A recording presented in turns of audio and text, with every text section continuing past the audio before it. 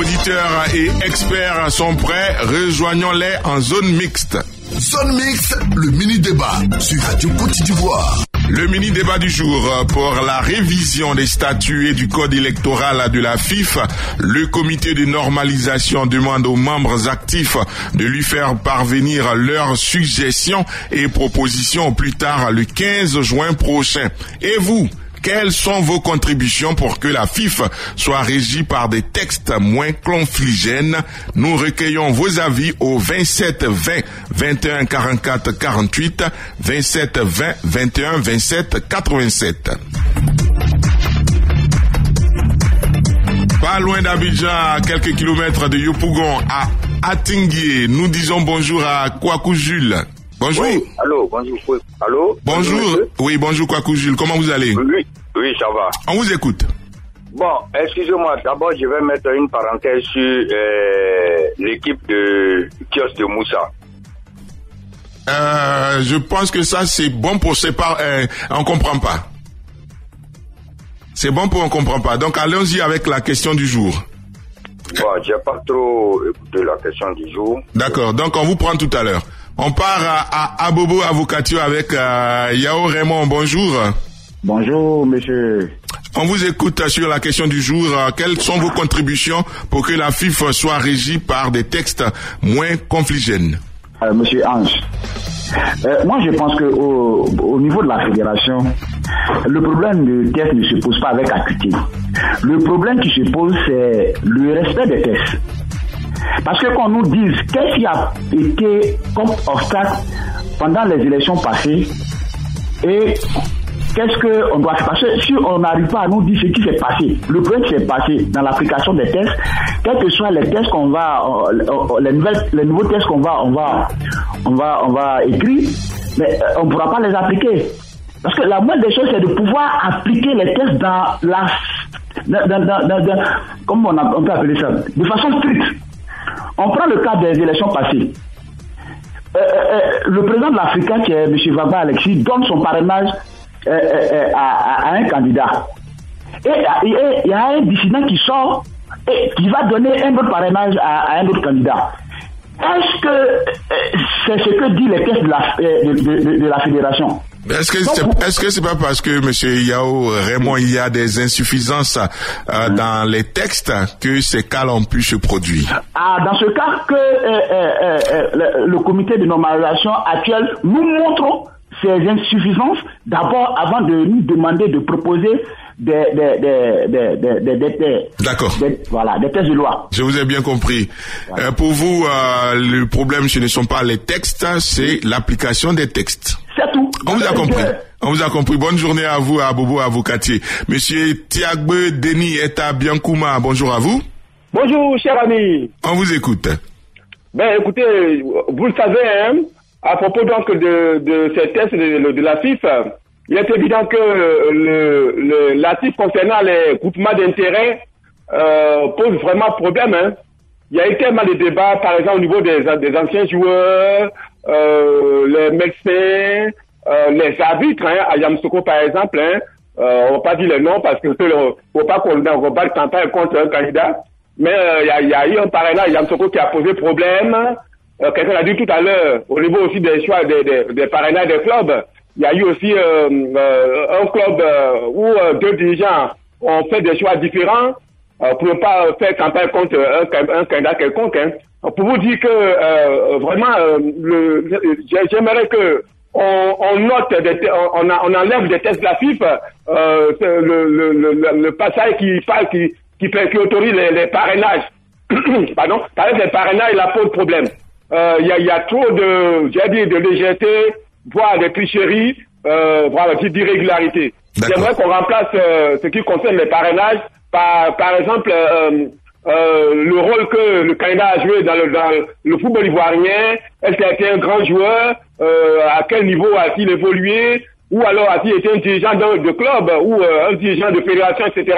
Qu'on remplace là, par exemple, par un article comme celui-là. Mais parce que là, présentement, l'article concernant les parrainages pose réellement problème. D'accord. Merci beaucoup, monsieur Tiagwe Denis. Vous êtes à Biancouma. Bonne journée là-bas. On part à Boasso avec monsieur Kassi Georges. Bonjour à vous. Monsieur, bonjour. On aimerait avoir vos avis. Bon, moi, j'aimerais que on enlève un seul élément dans le test de l'élection du président de la FIF. Du président, il faut qu'un seul élément n'a qu'à sortir. On n'a qu'à laisser la population pour le groupement d'intérêt, tout ça, on n'a qu'à enlever. La population n'a qu'à participer dans l'élection. Vous souhaitez que tout le monde puisse participer aux élections? Non, c'est-à-dire... Vous dites la population, je veux comprendre. Non, c'est-à-dire on dit les groupements d'intérêt, on n'a qu'à enlever tout ce qui est groupement d'intérêt. D'accord. On dit celui-là a eu parrainage, celui-là n'a pas eu parrainage. Non, on n'a qu'à laisser tomber ça. D'accord. La population ivoirienne même, la population, comme tous les supporters qui sont dans le pays, n'a qu'à participer. Comme à une élection du président de la République. Très bien. D'accord. Merci, c'est votre proposition, monsieur Kassi Georges à Boasso. On va aller avec monsieur Kei Maurice à Tengrela. Bonjour à vous. Bonjour. Merci de nous rejoindre sur Radio Côte d'Ivoire. À vous, merci aussi. On vous écoute. Oui, voilà. Je crois que les prédécesseurs ont déjà dit un peu quelque chose concernant les groupements d'intérêt. C'est le vrai problème au niveau de la FIF. Les lois, on dit, même si la loi est mauvaise, c'est une loi. Mais c'est la manipulation qui a existé au niveau des groupements d'intérêt, c'est ça qui a posé le problème au niveau de ces élections. Et je pense que, comme l'ont dit certains déjà, il faut éliminer purement et simplement ces groupements d'intérêt dans le processus électoral à la FIF. C'est la seule chose qui a fait problème dans ces élections. Des dirigeants qui ont manipulé. Est-ce que je suis coupé? Je suis en ligne? Vous êtes en direct, on vous écoute. On vous laisse le temps de vous exprimer. Voilà. À mon avis, c'est la manipulation des groupements d'intérêt. C'est ça qui a posé problème dans ces élections. Il faut éliminer les groupements d'intérêt. Voilà. D'accord, on a compris. Merci beaucoup, monsieur Kei Maurice, et bonne journée à vous à Tengrela. Monsieur Ndri Rodrigue est à Isia. Bonjour. Ouais, bonjour mon frère. Quel est votre avis? Ouais, c'est une très bonne décision que le CONOR a prise. Parce que si les clubs envoient leur avis, ça sera pris en compte. C'est une très bonne décision. D'accord. Et vous, quel est votre avis? Qu'est-ce que vous souhaitez qu'on ajoute dans les textes ou bien qu'est-ce que vous souhaitez qu'on enlève? Bon, nous, on ne peut rien décider. Hein. C'est les clubs qui décident. Vous savez, ils votent. Sinon, nous les supporters, on ne peut pas décider quelque chose. D'accord, merci beaucoup. Vous vous réjouissez donc de cette initiative du comité de normalisation de la FIFA de demander aux membres actifs de faire leurs propositions. À Sayoua, on a Abdul Kader. Bonjour. Oui, bonjour. Comment vous allez? Je vais bien. D'accord. On va bien également et on le sent dans votre voix que vous allez bien. Dites-nous tout. Ben, moi, je crois que aucun test n'est mauvais. C'est comme l'a dit l'un des auditeurs, c'est l'applicabilité des tests qui fait défaut. Si ces groupements d'intérêt existaient bien avant cette élection-là, il n'y a pas eu de soucis. Il y a eu des élections auparavant qui n'ont pas causé de soucis. Mais c'est parce que cette fois-ci, on a voulu vraiment jouer avec les tests. Voilà ce qui nous a mené dans ces imbroglios-là et puis dans tous ces problèmes-là. Tous les tests qu'il va adopter, il faudrait qu'on respecte ces tests-là. C'est tout. Si on arrive à respecter nos tests, aucun test n'est mauvais. Comme l'a dit l'un des auteurs, toute loi est une loi. Mais qu'elle soit mauvaise, mais c'est de l'applicabilité qu'on essaie de faire défaut. Aujourd'hui, on avait nommé un président de commission. C'est lui seulement qu'on devait respecter. Ce sont ces décisions qu'on devait respecter. Si on donne une force à une personne, de dire oui, tu as le droit de faire ceci, voilà ce que tu dois faire, tu dois qu'appliquer les tests. On n'a pas besoin de tourner à gauche ni à droite. Sinon, aujourd'hui, tout ce qu'on nous ramène là, je crois que nous, on est revenu à la case départ. D'accord. Mais on va toujours passer avec ces mêmes tests et puis on verra. D'accord. Tant qu'on ne respectera pas les tests qu'on va se donner, on va toujours tourner en rond. Comment c'est dans l'applicabilité des tests. Sinon, il n'y a pas de tests, il n'y a pas de nouveaux tests à proposer à quelque chose. On ne peut rien changer. D'accord. Le monde est déjà construit ainsi. D'accord, merci beaucoup, monsieur Abdul Kader à Sayoua. Choualio Diomandé, bonjour. Bonjour. Alors, les textes de la Fédération ivoirienne de football, pour beaucoup, sont à la base de ce qui se passe comme difficulté en ce moment. Selon vous, qu'est-ce qu'il faut changer, qu'est-ce qu'il faut améliorer? Écoutez, moi je pense qu'il y a eu deux problèmes. Un problème, il y a un test qui semblait flou. L'article 41, l'article 41 qui évoque les conditions d'éligibilité des parrainages. Il y a eu beaucoup d'interprétations à ce niveau. Et puis, je pense aussi que tout à l'heure, il y a un auditeur qui a dit qu'il faut que les gens respectent les tests. Parce qu'on tourne autour du pot, mais ce qu'on ne dit pas aux gens,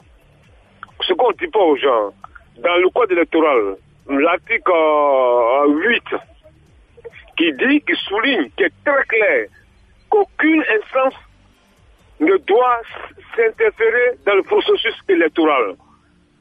Mais qu'est-ce qu'on a constaté? Et ce qui est dommage, c'est que personne n'en parle, même les consultants, les chroniqueurs, personne n'en parle, alors que c'était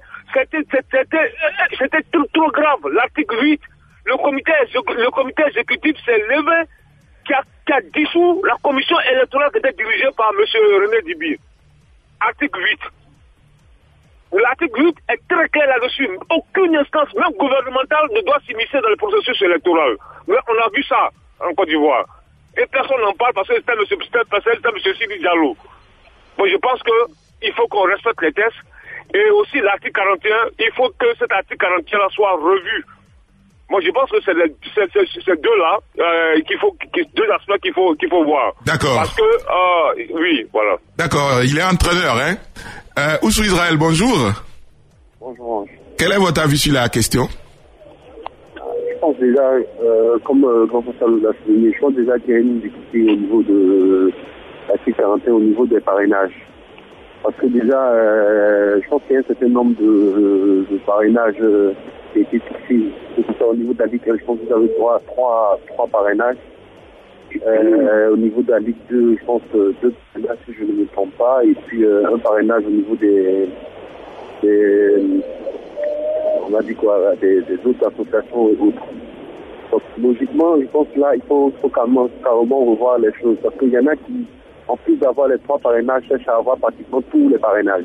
Ça, je n'arrive pas à comprendre moi pourquoi c'est possible. Ensuite, il n'y a aucune phrase dans l'article qui dit que vous n'avez droit qu'à donner qu'un seul parrainage.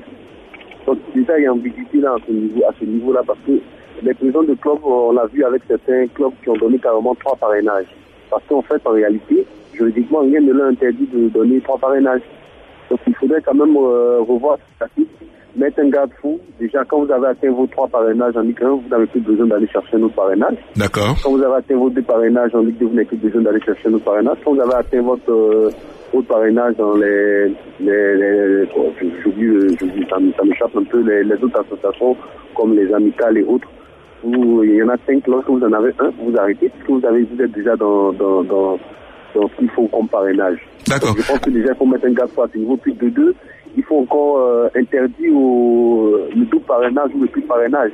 Parce qu'en réalité, dans cet article, aucun test n'interdit le double ou le triple parrainage. D'accord. Ça crée une ambiguïté, on a vu un peu les problèmes que ça crée. D'accord. Alors dites-nous, coach Israël, dites-nous maintenant sur la stratégie utilisée par le comité de normalisation qui demande aux membres actifs eux-mêmes de faire des propositions. Vous en pensez quoi? Moi, je pense déjà que c'est une mauvaise idée. Parce que si on demande aux membres actifs de faire des propositions, je pense que ça va créer encore un gros brouhaha, parce que chacun va vouloir faire des propositions pour aider son candidat. Satisfaire son candidat. D'accord. Merci beaucoup. Il faut trancher, parce qu'on connaît déjà les problèmes. Donc il faut voir et trancher. Des éminents juristes sont à la tête de cette normalisation. J'ai compris. Sualio? Oui. Non, moi, je pense que la démarche du comité de normalisation est salutaire parce que Ange, c'est le même membre actif qui est venu dire on n'a pas été consulté, on n'a pas donné notre avis. Donc, moi, je pense qu'il est important que ces membres actifs-là puissent faire des propositions. D'accord. Maintenant, c'est les propositions qui seront faites. D'accord. Est-ce qu'elles seront acceptées? Voilà. D'accord, je vous ai compris également. Il faut que les membres actifs fassent des propositions. D'accord. Merci beaucoup, Choalio. On va s'arrêter là pour ce matin, la 3e matinale des sports de cette semaine. Merci à vous, chers experts, et à vous aussi, fidèles auditeurs, pour vos contributions. Excellent mercredi à vous tous et à demain. Tout ça et à demain. Radio Côte d'Ivoire, Abidjan 88.fm.